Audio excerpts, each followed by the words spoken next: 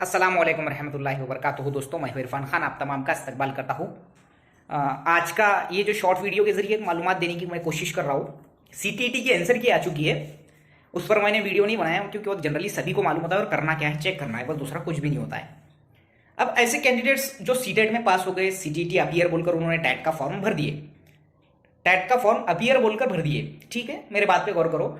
और अब वो सीटेट पास हो गए, बहुत बड़ी बात है, बहुत बड़ी बात है और बहुत खुशी की बात है। ऐसा मौका कभी भी नहीं मिल सकता, इतने किस्मत वाला ये मौका था, सीटेट पास हो गए।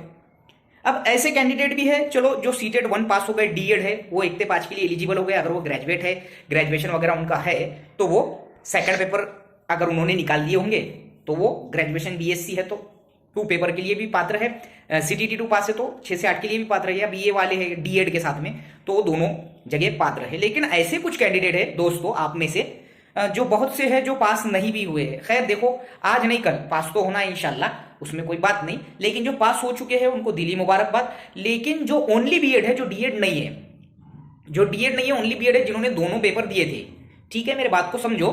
अब वो पास हो चुके हैं सिर्फ पहला पेपर, मिसाल के तौर पे, ठीक है, ओनली 1 पेपर बीएड, उनका डीएड नहीं है, वो बीएससी बीएड है, बीए बीएड है, ठीक है। तो अब उन्होंने सेकंड पेपर में वो अटक गए और उन्होंने वहां अपीयर बोल के डाल दिए, ठीक है। अब अपीयर बोल के वहां पर डाल दिए, लेकिन सेकंड पेपर तो जरूरी है, सेकंड पेपर के सिवाय आपको 6 से 8 पर नियुक्ति नहीं मिलेगी। अब पहली से 5वीं का जो मैटर है, ये कोर्ट मैटर है, सीधी सी बात है, पिछले 2-3 सालों से 5 सालों से ये मामला चल रहा है। जहां तक की खबरें हैं कि सुप्रीम कोर्ट में ये डिसीजन फाइनल हो चुका है और उसका जो है, जो भी हेयरिंग है, फाइनल हेयरिंग हो चुकी है। लेकिन वो जो मैटर है वो जो है अब तक जो है उसका क्या बोलेंगे, टाइप होकर अभी तक आया नहीं है या डिपार्टमेंट के हाथ में पहुंचा नहीं है। इंडिया को अभी पता नहीं चला है सुप्रीम कोर्ट में बीएड वालों के, वो एक तो पक्ष में गया होगा या तो डीएड वालों के पक्ष में गया होगा। अब ऐसा है कि तुम 1 से 5 के लिए अप्लाई, तुमने टेट दे दिए तो तुम 1 से 5 के लिए तो फिलहाल में काउंट नहीं होंगे महाराष्ट्र में, क्योंकि अभी डिसीजन आया ही नहीं है। तुम 9वीं से 10वीं के लिए ग्रेजुएशन प्लस बीएड पर पात्र होंगे। उर्दू मीडियम वाले जो देख रहे हैं, मराठी मीडियम वाले, इंग्लिश मीडियम वाले, मैं ब्रिज कोर्स का मसला सुना रहा हूं, तो तुम वहां पात्र होंगे। लेकिन तुम अगर 1 से 5 जो स्कोर रहेगा तो तुमको उसके प्रेफरेंसेस आएंगे। अब तुमने दे दिए पेपर, अगर तुमको पहली से 5वीं के प्रेफरेंसेस आ गए, मिसाल के तौर पर फिलहाल में तुम पात्र नहीं है आज के कंडीशन में, तो तुमको उसके प्रेफरेंसेस आगे पहली से 5वीं के, 6ठी से 8वीं पे तुमने पास नहीं करे बोल के उसके नहीं आए, ठीक है।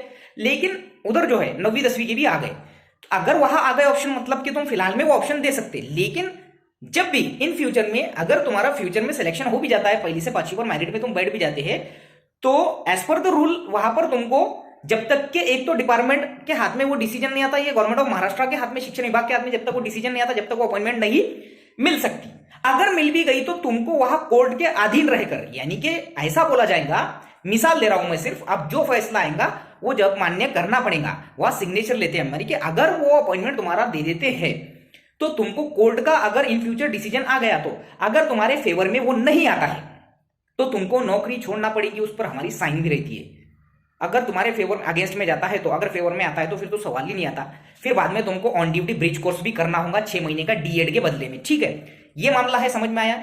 अब ऐसे स्टूडेंट्स जिनको अपीयर बोल के चांस दिया गया था, कोई भी बीएड वाला, कोई भी XYZ BA BEd BSc BEd वाला, उसको चांस दिया गया था, लेकिन वहां उसने अपीयर बोलकर यस नहीं करा, उसने सिर्फ 9वीं 10वीं के लिए अप्लाई कर दिया और उसने सीटेट 2 अचानक वो भरे हुआ पास हो गया, तो वो उसका टेट में हिस्सा नहीं है। अब 6ठी 7वीं 8वीं पर उसका 6ठी 7वीं 8वीं पर कोई भी हिस्सा नहीं है। उसको वहां अपीयर यस करके, रोल नंबर डालकर, एज पर एनसीटी का जो यस करना था वो करके, वगैरह वगैरह करके फॉर्मेलिटीज करा होगा, तो ही वो काउंट किया जाएगा, क्या बोलकर, पात्र बोलकर, और नियुक्ति देने के लिए। तुमने सीटेट भले ही 2 पास कर लिए, लेकिन तुमने वहां अपीयर यस करे ही नहीं, तो you are not eligible for the post of 6 to 8 graduate. जो ग्रेजुएट टीचर जो होता है 6ठी 7वीं 8वीं का, उस पर आप एलिजिबल नहीं हो शिक्षक भर्ती के अंदर।